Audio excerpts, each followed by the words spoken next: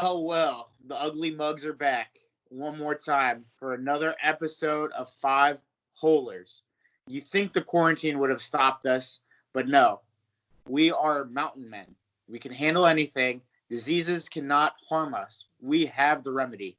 It is us talking on Skype about hockey, movies, hockey news, and hockey-related business. We're here to do the lambada with you guys. We're here to tango. We're here to do what we do best. As always, I am the Pharaoh, and joined, as always, with his two beautiful guests.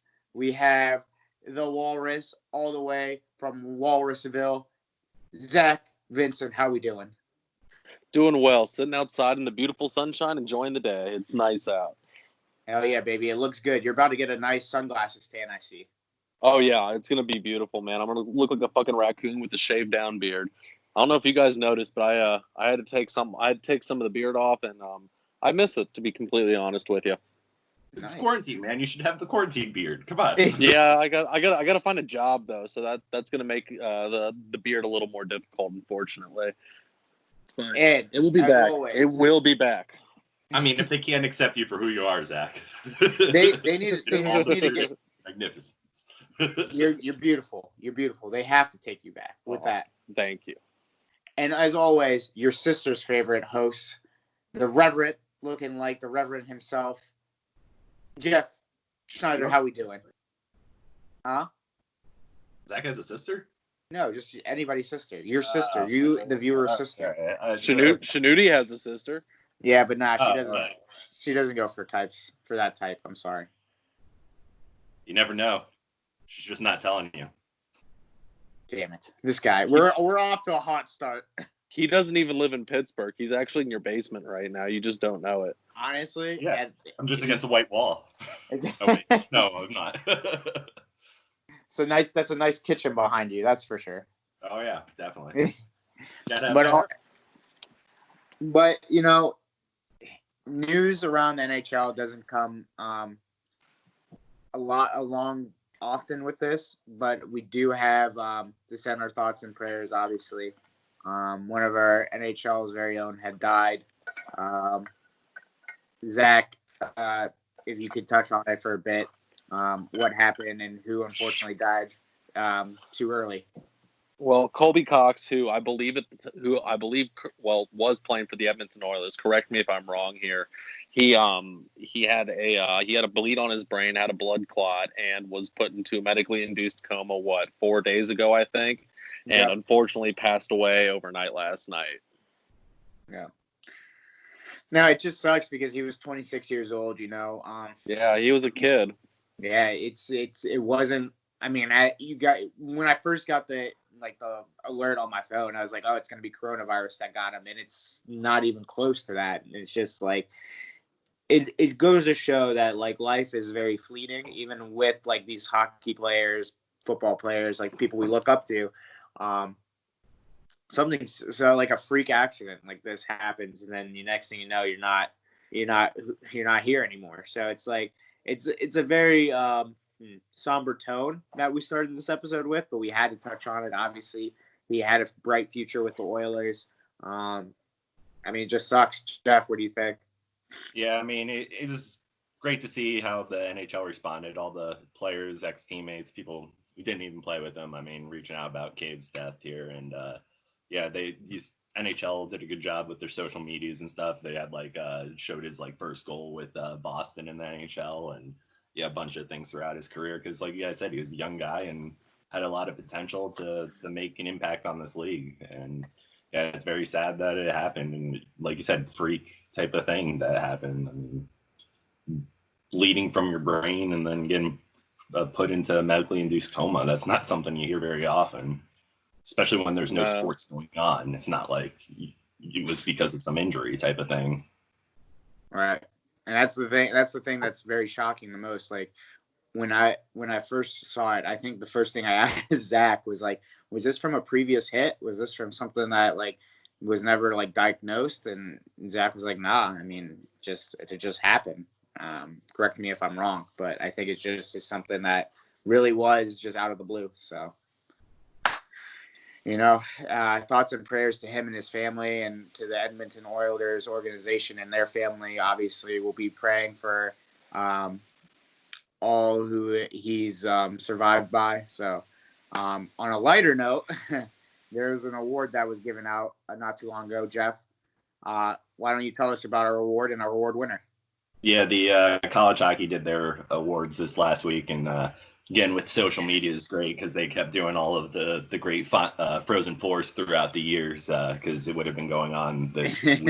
I think this weekend would have been the championship. This weekend, so, yep. Yeah. So I mean, yeah, I watched the DC one where BC came back down 3-1 with like 3 minutes left with Bonino and Shattenkirk were on that team that pulled off the win. But it's the Hobey Baker Award was announced. For those of you who don't know, it's like the Heisman for college hockey. And Scott Pernovich for UMD, Minnesota Duluth, won it. He's a defenseman who was drafted by the Blues. So unfortunately, him and the Bulldogs didn't get a chance to three-peat. And with it being canceled this year. But he got the award following Craig's buddy there, Cale Makar, so defenseman back-to-back years, and I mean, hopefully he'll have a good impact there in St. Louis. I mean, Bo Meester's getting old, and who knows what's going on with his career, so they definitely need someone on the back end as a replacement. This could be good. I mean, I was a little salty about it because the North Dakota guy didn't win, one of the 3 finalists, and then there was no way. Yeah, shocker. Yeah, Jeff Salty, something didn't happen for UND. You've got to be kidding me. Yeah, I mean, we were going to win it all this year. Instead of having a share of the title. Motherfucker. But no, he seems like he's going to be a once-in-a-lifetime kind of player. I mean, between the 34 games that they had this year, he had 40 points. He was a first-team All-American his freshman year, I think second team last year, and he looked like he was going for the first team again, something that hasn't been done in a while. And like you guys said, like the Blues now just reloaded. I feel like right behind them, you have this young up-and-coming guy who's going to be really good. All biases aside, Jeff, I think the award went to the right person, don't you? Don't you think? Yeah, definitely. I mean, all 3 of them were phenomenal athletes, and like you said, they probably, whenever they'll release the first team, I'm sure they'll all be on it. I mean, these are the 3 best in the country, and he was deserving of the award. Absolutely. He was just lighting up left and right. I mean, he was on that back-to-back championship run that you guys said, and he could be the 3-peat. He had not anymore. Not anymore. Now it's a shared trophy. Yep. So they can't ever 3-peat even if it comes back next year. Yeah. Oh, good for the Blues and good for him. Obviously, the NHL rewards, they're still holding out because there still is somewhat of a hope that a season will be played this year. But it's good to see that the college ranks are recognizing one of the best, and hopefully he does well in St. Louis. And who knows, maybe St. Louis will go back-to-back and there won't be a hockey playoffs this year. Maybe next year. Who knows? Yeah, I mean, they're not going to let all the teams share the trophy this year, so there is the possibility, even if the season gets canceled, that... You know what I think they should do? I think they should just award it to the Detroit Red Wings, just so Shinudi was right. Yes, sir. I saw one where they're saying they should let every team get a shot if they do like a mini playoff series, except for Montreal, because they were the only team to get swept by Detroit. 100%. I actually like that. I think Detroit is a low-key... They're a scrappy bunch. I told you that from the beginning of the season. They're a scrappy bunch. Will they win a lot of games? Absolutely not. Will they be in contention? They are fighting playoff contending teams day in and day out, and they're bringing everyone's still possibly a playoff team except for them.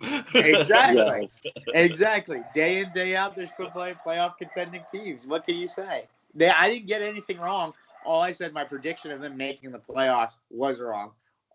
They are scrappy, and they swept a potential playoff team. So I'm always right in my logic. I don't know about Montreal making the playoffs if we went by the way that we were used to seeing the playoffs. We'll see if that changes. But the mental gymnastics you just did were beautiful, Michael. Listen, nobody does mental gymnastics. 9.6 from the Russian judge.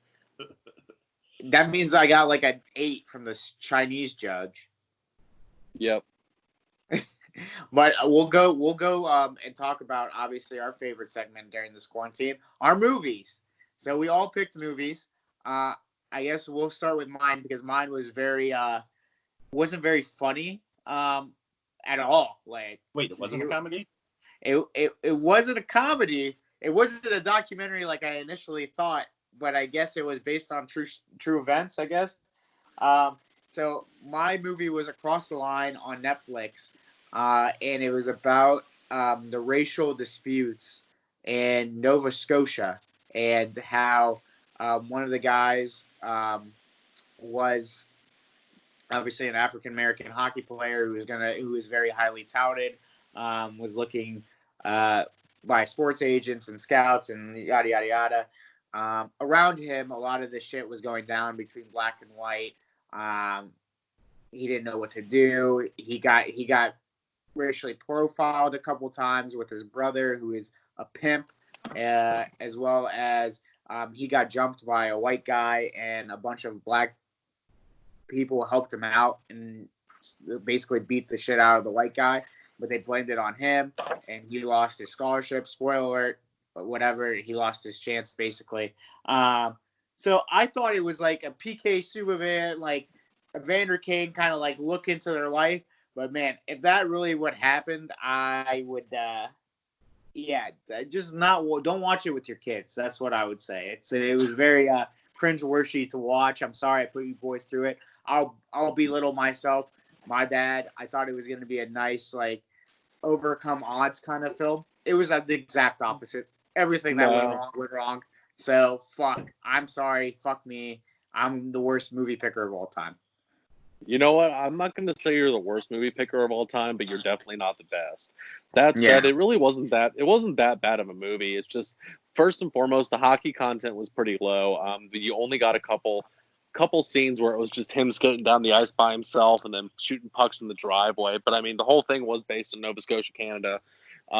So I think that there's definitely there's going to be some hockey inherently in any movie that the CBC produces. But one thing I thought that was really interesting about this movie was that Evander Kane was one of the EPs on it, and then someone named Felix Kane was the one who wrote it. So I haven't looked up to see if there's any relation between the two, but I could see this being based off the personal experiences that Evander Kane had in the NHL for sure, or not the NHL, and in his career leading up to the NHL. So.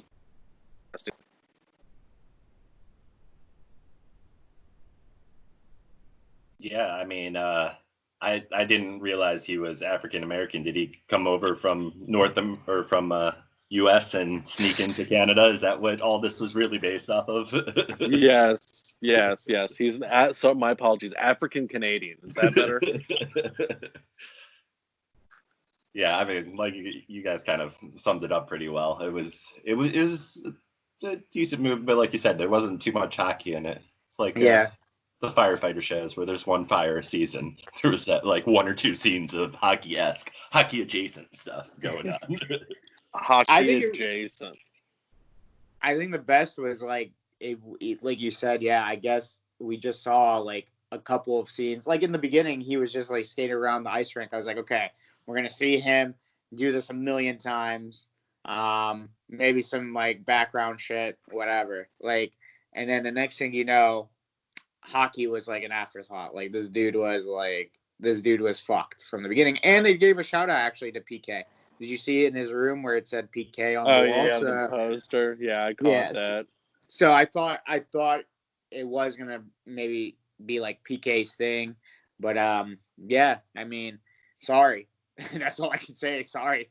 I mean, it was very cringeworthy. A lot of racial slurs in there. So if you don't have a strong stomach or a mindset to watch racial controversy, don't watch it. Or if you're there to just watch a hockey film, don't watch it because it's not about hockey at all.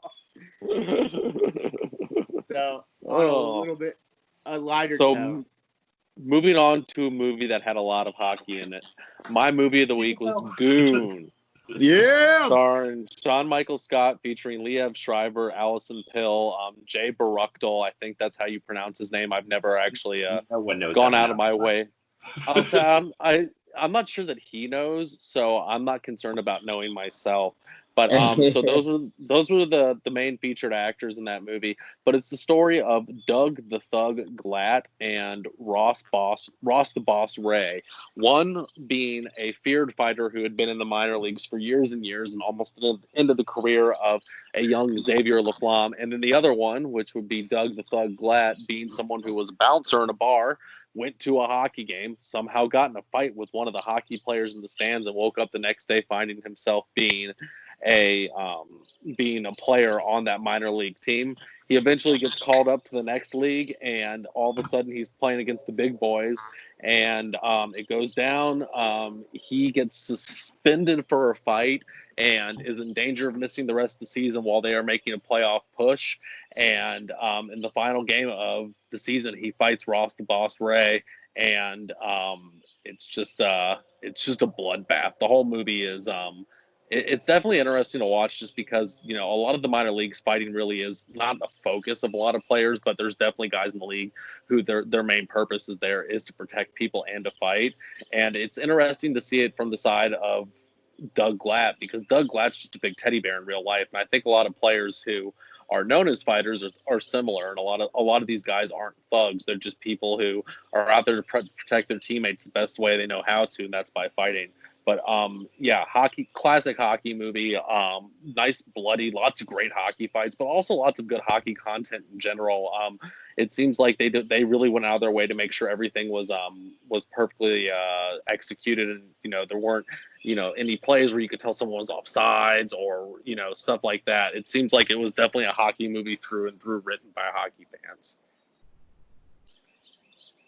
No, Jeff, what did you think of the movie? Yeah, I mean, I don't like it as much as other people do. It's a good movie, but yeah, I thought was it Shriver's character was supposed to be like sort of a pro bird and like one of the old school fighters, like Marty McSorley, right? Yeah, like who had gone through, because wasn't he in the NHL for all the time, and then he got suspended, bumped down to the AHL and stuff, and was at the end of his career. Yeah, and then I don't know. Yeah, I definitely agree with you on the fact that it's a lot of them, based off of the few documentaries we've watched, it seems like a lot of these fighters are a completely different person when they step off the rink. And I don't know, it kind of reminded me of the older school hockey, because I mean, you don't see as much fighting anymore, but there's several people who that was their way to make it to the NHL, was to be a fighter and protect your teammates and stuff. And I still, once again, I know I brought it up with the Love Guru. I fucking love that announcer on the minor league game, like the first game they're out or whatever, where he just goes on that rant and he's like, and my father didn't die or fight in the war, and we're off. Just like flawless transition right into the game. No, it was a great movie. I think in the sense of like what we talked about. I mean, it did bring light to the lower level hockey that we tend not to look at. I mean, it would be different if it was like an NHL kind of setting, but it wasn't. And I think it was funny that that we did talk about Sean William Scott is I feel like he's a perfect guy to play these characters, because I feel like he is a psychopath in his brain when he gets on certain levels of how he acts, and then when he's not acting, he's not. So his character is just Sean William Scott being Sean William Scott. So see, my only issue was Jay. I just found his character so fucking annoying throughout this show, and that's the only thing that I ruins it for me a little bit. But overall, I thought it was a good movie, and Jay watched it several times. Jay Blah, whatever his fucking last name is, a psychic. He was born on this planet to be a psychic to these actors. I mean, have you ever seen? He's got a couple leading roles. She's Out of My League. He was the main guy, and in was it She's Out of My League? I mean, TJ was the sidekick. He was kind of the main guy, and this is the end too.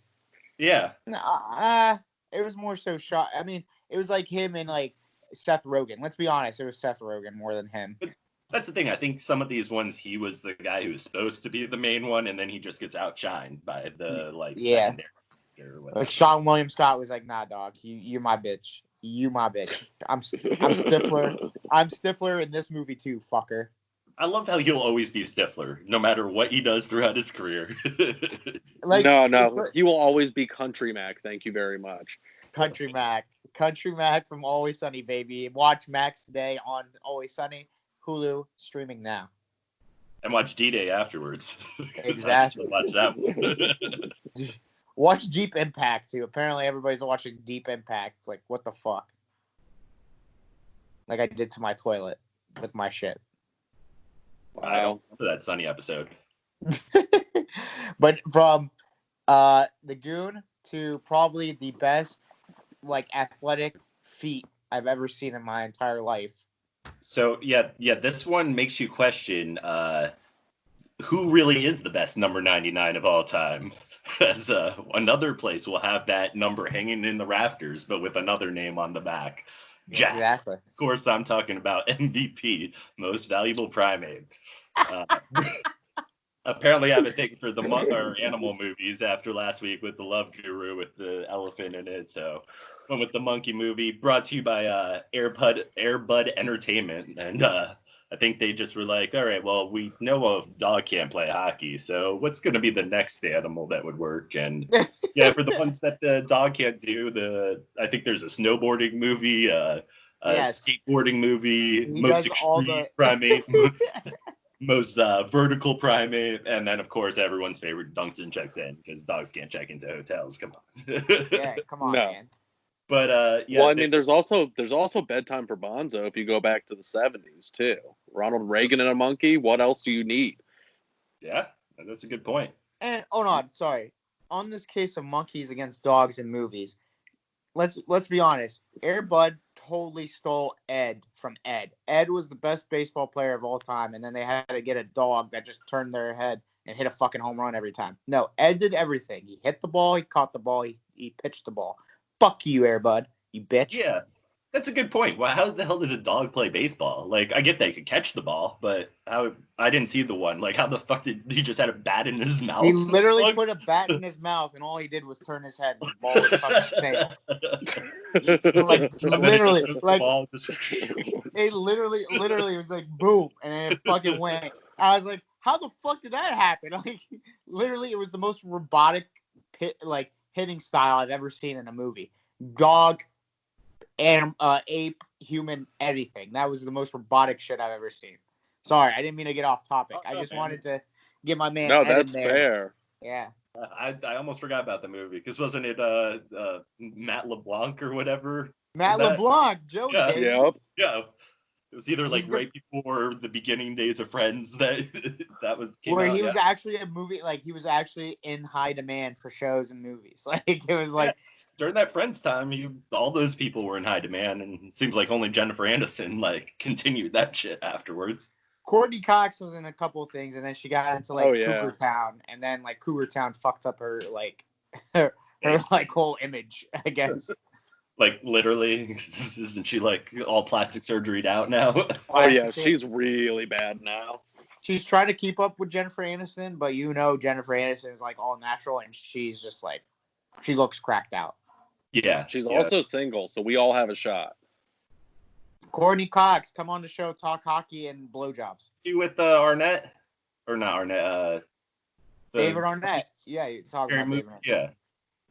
Are you talking about Courtney Cox or Jennifer Aniston? Yeah. I could have sworn Jennifer Aniston was single. Courtney Cox is married. Oh, well, whatever. You're talking about Jennifer Aniston. I thought you were talking about. None of us has a shot with Jennifer Aniston. I'm so sorry. Like we're not like we're a ragtag group. Like Courtney Cox. You're saying the Revenant couldn't slay Jennifer Aniston if he wanted to? Listen, if he brought the Oscar with him, he could definitely slay Jennifer Aniston. See, there you go. Where you could interact with people other than standing 6 feet away. Though maybe that would give me an advantage. I could. You just gotta make sure she's tested. I feel like if you're both tested and like it's been 3 weeks or 2 weeks and there's no symptoms, you guys can do whatever the fuck you want. Sure. Nobody's getting harmed because the Reverend put his dirty sausage in Jennifer Aniston's dirty cooch. Well, I mean, all you have to doggy style, and you don't have any fucking face interaction, so you're not breathing on the other person. It's all good. And let's be honest. Let's be honest. Genitalia through time has survived a lot worse than the coronavirus. Yes, that is true. and succumb to worse or different things of the coronavirus. my man Jeff will look at his dick and say, "We've been in worse situations before. We can make it through this. Just fuck my way out of it. People in Texas are trying to shoot their way out of this. I'm just fucking my way out of it." Listen, there's gonna be the divorce rates and the pregnancy rates are gonna be through the roof in December and January. Oh yeah, once they can get out. Oh yeah. Yeah. I dude. mean, there's got to be some people stuck in shitty situations with this though. Like, yeah. Honestly, I envy Jeff right now. Not like obviously me and Zach have wonderful relationships. Humble brag, but I envy Jeff. Why don't you stay with her? She's living it up without you in her place. Who, Sam? Yeah. I go over it once a week, like once every like week or so. I just do whatever. But like I'm saying, like when this is over, you can go out, and I bet you like it's like shooting fish in a barrel once you go out. Oh yeah, I mean, but then shit's gonna spike again. That's the thing. I feel like we're gonna get this like release from the quarantine, and then all get stuck back in it again because people are gonna just go back to normal. And it's like, yeah, that's not the way it's gonna work. And come August, September, we'll be back in quarantine. And that's when we need to rob a zoo and get like as many chimpanzees and then buying dogs and train them. I'm going to create my own hockey league then with whatever. I'm going to get penguins because there's got to be ones around here. And then you guys get some eagles. We'll go and train these to play each other. And we'll just have the mascots as real animals playing hockey against each other. I'm down. But back to this movie for a second. Did anyone catch that Blue was the super fan in this movie? Yes. No. Yeah. Yes, He plays was it Ron Howard's brother in Howard in Waterboy? Like he's there at the beginning, like, well, hopefully we get one win this year. As they're all doing the monkey celebration. But it's just like, yeah, this movie was ridiculous. I love how when the guy dies, they try selling off the monkey to University of Tennessee for hepatitis testing. So the janitor overhears this because, I mean, Jack's helping out doing the janitor stuff. He does so much in this movie. And he goes and tries sending him to his home where his the sanctuary where his family is.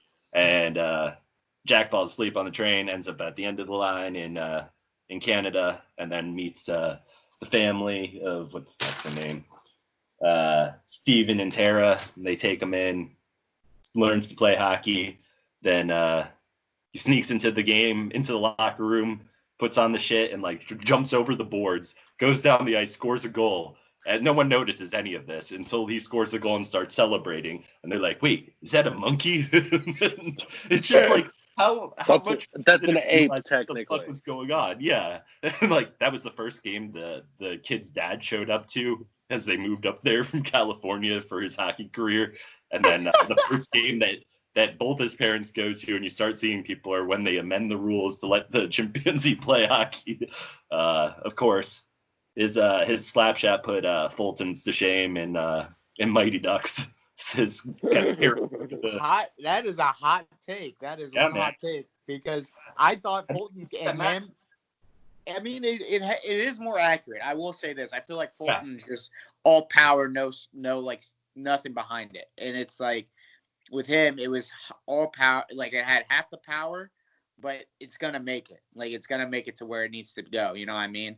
And I think God bless the Airbud Productions to say, okay, we're not gonna put a dog with 4 fucking like ice skates on and like stick in the mouth, but we're gonna make him play football and get tackled a lot. It's fine. It's cool. It's all right. And then like again, I bring up the baseball thing one more fucking time because it's the most ridiculous thing I've ever seen.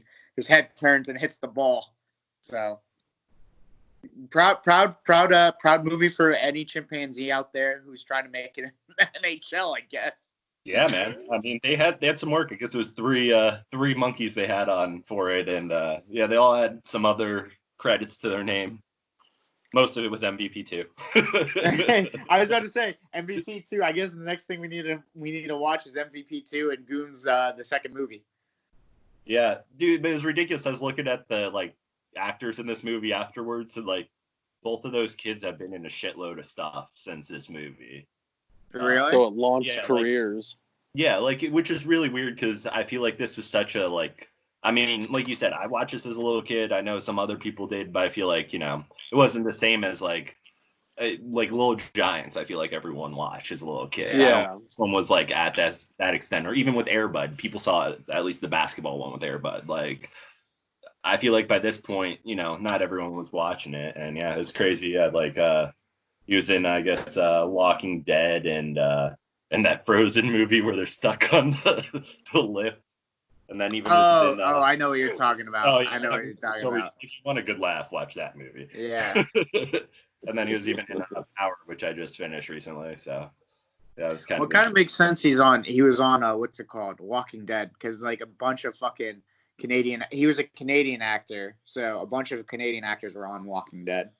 Which I didn't get that they had, like, wouldn't that be your chance to cast some Americans at least for that part because they were the Californians, and there were a lot of times where you hear the kids and the mom like slip into that Canadian accent. Yeah, I didn't know if they did that on purpose or it was like, what the fuck? It's like you didn't want to edit this, you didn't want one more take, like Yeah, one more take and just No, the guy was probably just the guy was just done. He was just like, fuck this, we're gonna end this right now. Whatever. Canadian accent slips. I don't give a shit. Yeah, I mean, it's close enough. Maybe he was trying to play it. Well, they were California. If he wanted to do that, he could have been like, this Minnesotan family or this North Dakotan family. And then at least you kind of understand the slips. Unbelievable. But I think it was just like in that time of year, like it was in the 2000s when that movie came out. I feel like it was just like the monkeys against the dogs. Like which animal would be the best athletic freak species? The monkeys, without a doubt.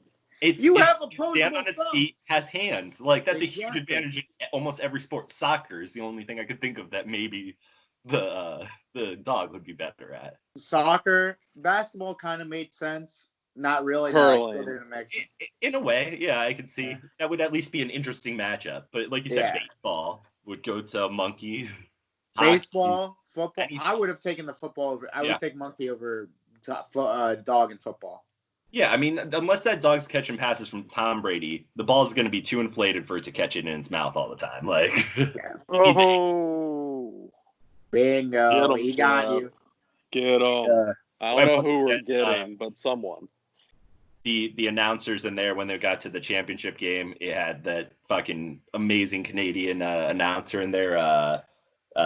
Jim Houston, he did the like NHL games when we were younger and stuff. Yeah. Like, that's fucking great. I love that guy's voice. I wish they'd have him back in the video game and over Doc Emmerich. Fucking Doc Emmerich. Did you see the fucking you see the hype video? That brings me up to this next point. Did you see the hype video of if the NHL playoffs started today? And it was like, what if? And I was like, fuck you. Like, why are you doing this right now? Like, I don't need to be in my feelings and feel like I need to have like a shot of adrenaline now because I don't have sports. You know what I mean? Yeah, and I mean, earlier this week, I kept seeing stuff about, the NHL playoffs were supposed to start today. Yeah. Oh, the last game of the regular season would have been today. It's like, I don't want to know that stuff anymore. Yeah. It's like, Zach, when you showed me the thing for the concert, it's like, this is just so, like, it's like a kick in the nuts that you don't want. Like, yeah. Yeah, it's like, I kind of wish I just, kind of forgot about this for a while. Damn. The damn MVP primate bringing out the worst in us now. Shit. Yeah, I mean, like I said, I think that his jersey's hanging from the rafters there now because also he went back to his home. So unless they mailed it there for him, because his family also had clothes on. I mean, they just had pants, but still, it was a very strange thing. I was hoping that like the mom would have the shirt and the dad would have the pants or something, and then they're like, the kid has a little different. That's why he dresses up all the time. Nice. Well, damn, boys. This was a great episode. I think 3 good movies that people should watch. One probably not with their family. The other 2, Goon don't watch with your family either, kinda. But the MVP, that's a movie that will shape your kids for life. It's the family-friendly movie. Goon's one, teenagers and shit. Yeah, it's a phenomenal hockey movie. PG-13. Sure, it's if you have a hockey kid that's over like in Pee-wees or higher. Yeah. Well, I just want to say thank you, Four Corners, for hosting us. As always, please look us up on Instagram, Twitter, and Facebook, as well as the Five Holers accounts on Facebook, Twitter, and Instagram. Give us a DM, give us a call. I know we love questions. We love hearing what you guys want us to improve on. I know during the quarantine it's kind of hard with us trying to find content and trying to find things. So thanks for sticking with us. Yes, thank you for hanging with us. Thank you for being with us. As always, if you have any podcast bookings that you want to do through Skype, I know Four Corners Radio is always open for business for anybody who would like to book anything. So, boys, it was a great episode. Thank you for being on the line with me this Sunday. As always, we'll have this out on Monday. So, thank you, boys. One love. And, boys, do you have anything to say? Why go bar down when you can hit the 5 hole? Aim low, boys. As always. Happy Zombie Day.